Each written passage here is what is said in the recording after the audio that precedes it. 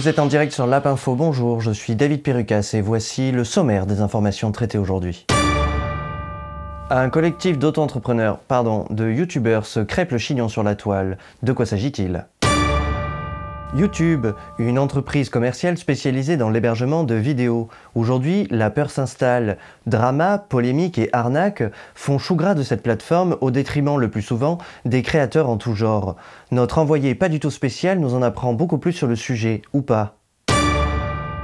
Et enfin, l'info inutile du jour. Un youtubeur pète les plombs et défèque sur la voie publique. De quoi en est-il aujourd'hui?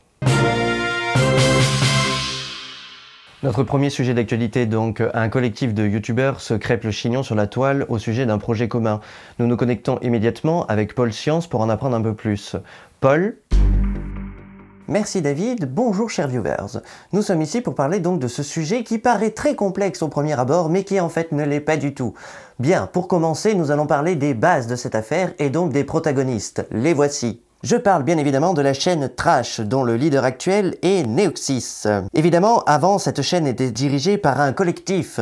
Il s'agissait donc de Neoxys, Iconoclast, Bronol, Léo Techmaker, Ascum, Fibron, Quantum, que sais-je et j'en passe encore. Bref, un joyeux collectif de joyeux amis, que l'on pourrait croire.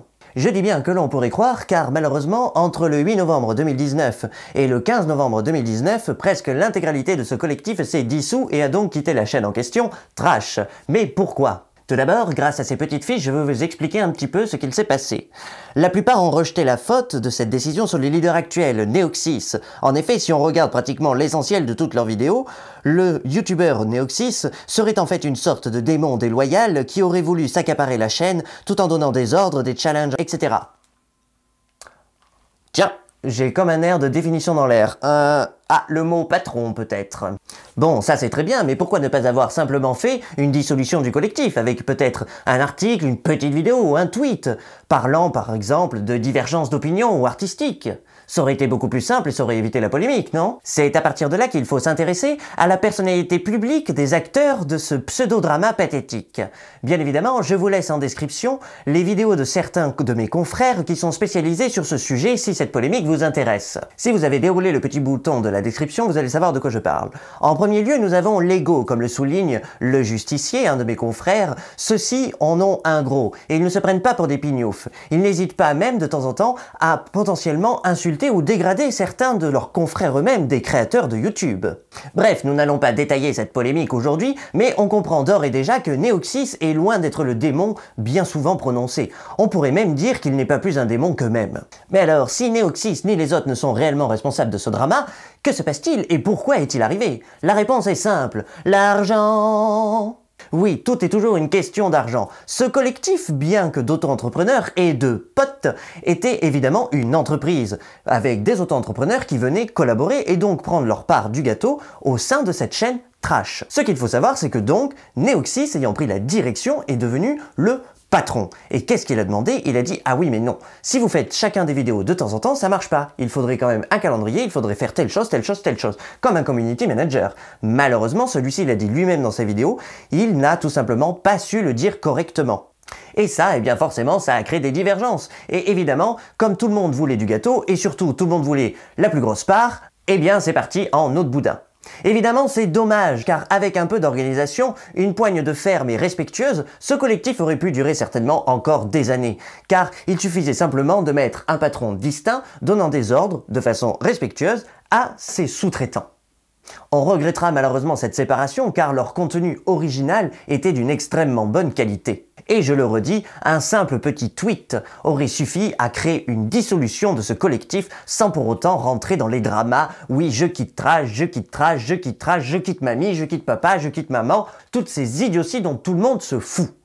Bref, on les aime quand même et on leur souhaite une belle et longue carrière solo tant qu'ils nous procurent du contenu original. À vous les studios!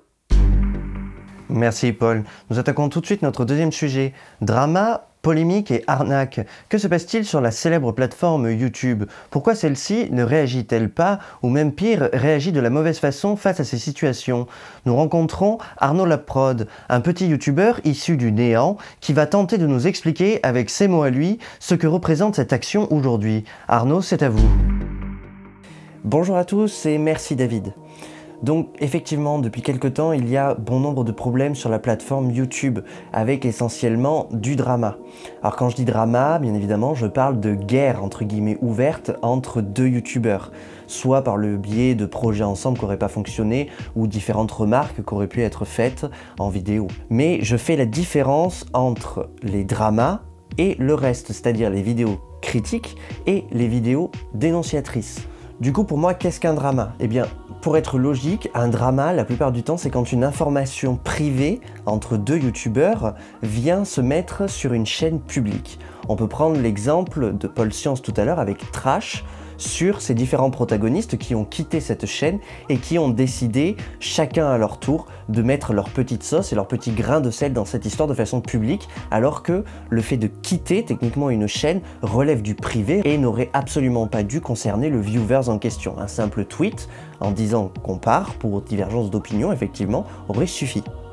Une vidéo de critique reflète là de la personnalité publique d'une personne et de la personnalité publique et de la transparence d'une chaîne.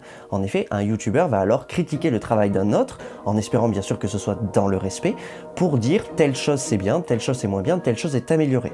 Et enfin, bien évidemment, les vidéos de dénonciation, comme notre cher compatriote le Radi Radi ou d'autres youtubeurs comme le Justicier ou encore le Roi des Rats pour parler d'un des plus connus, sert à, on va dire, dérouler des informations qui n'arrivent pas jusqu'au public mais qui pourtant devraient l'être. En effet, il relate le plus souvent des faits d'arnaque commis sur des viewers ou des entreprises qui sont malsaines et qui n'ont pas leur place sur YouTube. Maintenant que ça c'est fait, je peux clore cette parenthèse et passer à la suite et vraiment rentrer dans le vif du sujet. La plus grande des questions, c'est pourquoi est-ce que YouTube ne fait rien? Pourquoi est-ce que YouTube ne supprime pas tout simplement ces vidéos qui révèlent des affaires privées? Pourquoi est-ce que YouTube n'influe pas sur les dramas et ne fait pas en sorte qu'ils passent par la petite porte? Pourquoi est-ce que YouTube aussi ne réagit pas face aux vidéos dénonciatrices de certains groupements ou certains individus? Pourquoi même, on va même aller plus loin, pourquoi est-ce qu'elle va jusqu'à sanctionner certains youtubeurs comme le Radi dont je parlais tout à l'heure, qui a fait une excellente vidéo de dénonciation sur un youtubeur qui a tendance à arnaquer réellement les gens et en plus ne pas s'en cacher, et pourtant c'est lui qui est sanctionné? Eh bien la réponse, elle est toute simple, c'est l'argent. Et oui, on en revient encore à ce stade-là. YouTube est une entreprise. Quelle est la définition d'une entreprise? C'est quelque chose qui apporte des services, la plupart du temps des prestations, en échange d'argent. D'accord? Cette entreprise, qu'est-ce qu'elle veut? Elle veut croître et se développer. Eh bien YouTube, c'est exactement le même système. YouTube a différents sous-traitants. Nous, les youtubeurs, quel que soit le statut, que ce soit un youtubeur comme Squeezie à plusieurs millions d'abonnés ou un youtubeur comme moi à peine 2000 et quelques abonnés, on est techniquement sous-traitants de la plateforme YouTube. On les aide à diffuser de la publicité, ce qui est leur première source de revenus. Donc ça, c'est une chose. Et évidemment, l'argent, eh bien, ça vient aussi de vous, les abonnés. Donc on pourrait dire en quelque sorte, je suis désolé, mais c'est un peu votre faute et notre faute. Tout bonnement, déjà, dans le cadre des dramas. Les dramas sont des vidéos extrêmement regardées sur YouTube. Donc forcément, plus de gens vont aller la regarder, plus c'est mis en avant, plus les annonceurs veulent mettre des pubs dessus, plus la plateforme gagne de l'argent. Donc YouTube ne supprimera jamais les dramas puisque vous les regardez. Donc c'est simple, si vous voulez que YouTube arrête les dramas, il faut arrêter de les regarder. Sinon, ils gagnent de l'argent et donc forcément, ils continuent. Ensuite, les vidéos de dénonciation. J'ai remarqué une chose, YouTube réagit uniquement quand cela le touche directement. C'est-à-dire que si une vidéo dénonciatrice sur un youtubeur qui fait une arnaque en direct avec YouTube est signalée, la plupart du temps, c'est fait comme avec Code4LAN, c'est supprimé presque instantanément. Par contre, si la vidéo de dénonciation révèle d'une arnaque potentiellement qui n'est pas en lien avec la plateforme, qui se fait potentiellement ailleurs, sur lequel il n'y a pas entre guillemets de preuves factuelles qu'on peut toucher, eh bien YouTube ne fera rien. Déjà, parce qu'il n'y a pas d'enquête d'ouverte, ils ne veulent pas prendre de risques parce que eux aussi, ils peuvent être poursuivis notamment pour diffamation. Là, on n'est plus dans la liberté d'expression, on est dans le fait de dénoncer quelqu'un, c'est de la diffamation si jamais on n'a pas de preuves, malheureusement. Même quand ces preuves sont visuelles, eh bien, la plupart du temps, ça ne suffit pas. Et s'il n'y a pas d'enquête ouverte, eh bien, YouTube ne fera rien. Et pire, elle va sanctionner la personne qui a fait cette action-là parce qu'elle a peur. Elle a peur que ça retombe sur son entreprise. C'est un comportement un peu lâche, mais techniquement, il est tout à fait logique. YouTube, évidemment, réagit à toutes ces choses par rapport à l'argent. C'est comme moi, au sein de mes JTR. Chaque JTR que je fais est démonétisé. Pourquoi? Parce que je parle de sujets dits sensibles. Quand on parle avec YouTube, c'est simple, la team, moi ils me répondent tout le temps, ils ne savent pas ce qui va être démonétisé ou monétisé. J'ai eu cette réponse à chaque fois de plusieurs personnes différentes que je vais vous diffuser maintenant sur une question par rapport à une frustration sur ma dernière exploration urbaine car elle était monétisée, après elle ne l'était plus, je l'ai supprimée, je l'ai remis en ligne, maintenant elle est monétisée, j'ai aucun problème. C'est simple, ils ne le savent pas. La plupart du temps, les procédures sont automatiques et on ne peut strictement rien y faire. Il faut savoir qu'il y a deux choses qui sont extrêmement bien expliquées sur Internet et sur YouTube. La première, c'est la motion de censure et la deuxième, c'est la liberté d'expression. On va commencer par la deuxième, la liberté d'expression. Notre liberté, même celle d'expression, s'arrête là où celle des autres commence. Même dans le cadre d'une dénonciation, malheureusement, il y a des procédures à suivre et si notre volonté de dénoncer vient engager la liberté de l'autre individu tant que rien n'a été prouvé, eh bien forcément YouTube va sanctionner car on atteint la liberté de cette autre personne. Notre liberté d'expression a outrepassé ses droits. Ensuite, la motion de censure, elle vient par rapport au financier. Dès qu'on va dire le nom de quelqu'un qui est disparu, dès qu'on va dire le nom d'un personnage sanguinaire de l'histoire, notre vidéo sera démonétisée. Et là, bien sûr, tous les historiens sont « Oh, mais comment, pourquoi il faut bien parler de ces affaires-là » Eh bien, d'un côté oui, de l'autre non. La plateforme YouTube n'est aujourd'hui malheureusement pas adaptée à ce genre de format. On le voit, les youtubeurs comme Mamie Twinks ou comme moi quand je parle d'histoire, nous sommes systématiquement démonétisés car les annonceurs ne veulent pas, c'est eux qui ne veulent pas mettre leur annonce sur ce genre de propos. Et ils s'en fichent complètement que cela relate de faits historiques ou de faits naturels. Pour eux, ce qui les intéresse, c'est les annonces et ils savent pertinemment, car c'est le cas, que vous allez voir un article d'un tel annonceur comme Amazon ou Wix. Si c'est une vidéo qui parle de la Seconde Guerre mondiale, vous n'allez pas cliquer dessus. Le sujet s'y porte pas vraiment, donc vous n'allez pas cliquer dessus. Donc ils ont dit à YouTube, non, ce genre de vidéo, on ne veut pas d'annonce dessus. C'est triste, mais c'est comme ça. Aujourd'hui, YouTube est devenu la télé d'Internet, il faut bien se le dire. Car malheureusement, il y a des passe-droits. Oui, les chaînes comme Faites entrer l'accusé, les retransmissions de TPMP, se torchent littéralement le cul avec les droits d'auteur, se torchent avec l'histoire et sont monétisés à outrance. Ils sont payés par la télévision et ils sont repayés par la monétisation des retransmissions de leur chaîne. C'est odieux, mais c'est comme ça. La plateforme, elle est comme ça. Alors après, la grande question, est-ce qu'il faut en vouloir à YouTube? Est-ce qu'il faut quitter la plateforme YouTube? Ça, c'est la plus grande des questions. Moi, je vous répondrai aujourd'hui que non, parce que, mine de rien, même si on ne gagne pas d'argent en tant que YouTubeur, il n'y a pas que ça qui compte, hein. C'est triste, mais il n'y a pas que ça qui compte. Aujourd'hui, on peut quand même parler, on peut quand même dire ce que l'on pense. Moi, je pense pas qu'il faut en vouloir à YouTube, du moins pas directement, parce qu'en fait, ils sont victimes de ce que la société est aujourd'hui. Ils se sont collés, parce qu'eux aussi, faut savoir qu'ils ont pris des amendes terribles avec les droits d'auteur. En 2007, YouTube, les droits d'auteur, ils voyaient un trou, ils allaient dedans, il n'y avait pas de souci là-dedans, ils s'en fichaient complètement. Et ils ont été rappelés à l'ordre, et ils sont toujours de plus en plus rappelés à l'ordre. Certains de nos confrères, comme Logan Paul aux États-Unis, n'ont pas arrangé la sauce en faisant n'importe quoi, en se croyant intouchables sur le web. Et aujourd'hui, les descendants, c'est-à-dire nous, on en paie le prix sur nos vidéos et sur notre créativité. Des fois, on s'auto-censure, mais on n'a pas le choix parce que beaucoup de bourdes ont été faites au fur et à mesure du temps et c'est à nous, entre guillemets, de les réparer. Donc, il ne faut pas en vouloir à la plateforme, moi je trouve. Vous me direz si vous pensez le contraire. Je sais qu'il y a des gros youtubeurs qui passent souvent sur ma chaîne. Ce serait intéressant pour une fois que vous marquiez un commentaire au lieu de juste regarder en loose day et que vous me disiez ce que vous en pensez de mon avis sur cette plateforme, mon avis sur la société actuelle. Car je pense pas que je sois très très loin de la vérité. Je pense que on se met souvent en colère, mais on sait pertinemment que ça va arriver malheureusement. Mais voilà, quitter YouTube définitivement, pour l'instant c'est pas du tout mon cas.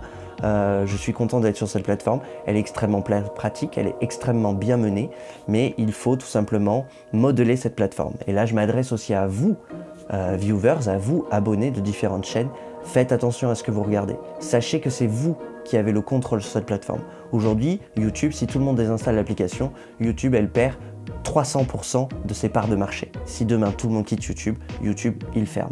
Donc peut-être qu'il faut chacun qu'on se pose une question, qu'on se dit est-ce que ce contenu je le regarde ou est-ce que ce contenu je le regarde pas?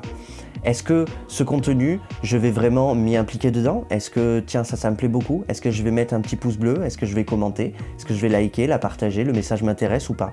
Il faut se poser ces questions parce que faut savoir que ça aura un impact. Quand on partage quelque chose qu'on aime, ça a un impact. Quand on partage quelque chose que l'on n'aime pas, ça a un impact. Parce que faut pas se leurrer, mais le bad buzz, bien dedans il y a encore le mot buzz. Donc ça marche, bad buzz ou pas, ça fera de la vue et ça amènera la personne très très haut, même si c'est pas pour les bonnes raisons.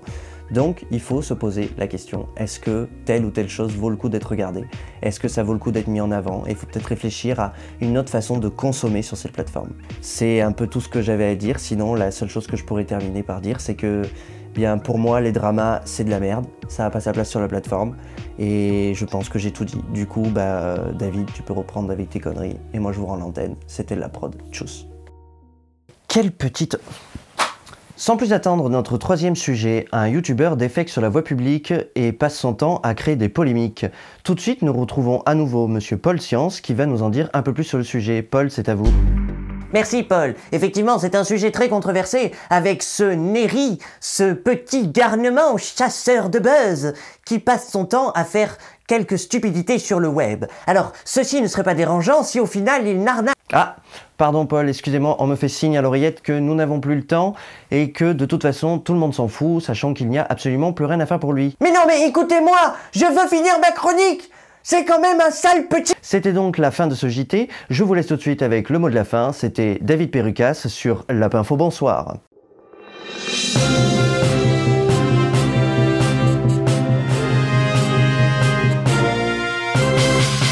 Du coup, salut tout le monde, je reviens vers vous parce que là c'est une vidéo un peu particulière, je me lâche un peu plus, c'est quelque chose de plus personnel, même si j'ai des petits personnages et tout ça, c'est quelque chose de très personnel, j'aimerais avoir votre avis vraiment, mettez vraiment un commentaire, savoir si ça vous a plu. Si ça vous intéresse, je peux traiter d'autres sujets, et je parle pas forcément de sujets YouTube, vous pouvez marquer en commentaire des choses dans lesquelles vous voulez parler, que ce soit d'actualité, que ce soit... tout bête, hein, des sujets d'actu, des sujets qui vous tiennent à cœur, des sujets peut-être que personne ne connaît. Moi, je m'en fiche, je peux traiter n'importe quel sujet du moment que ça me prend aux tripes, je vais le traiter. Si ça vous a plu, un petit pouce en l'air, un petit commentaire, et puis voilà, je pense que j'ai tout dit. Si ça vous a plu, si vous en voulez d'autres, vous me dites. Tchuss.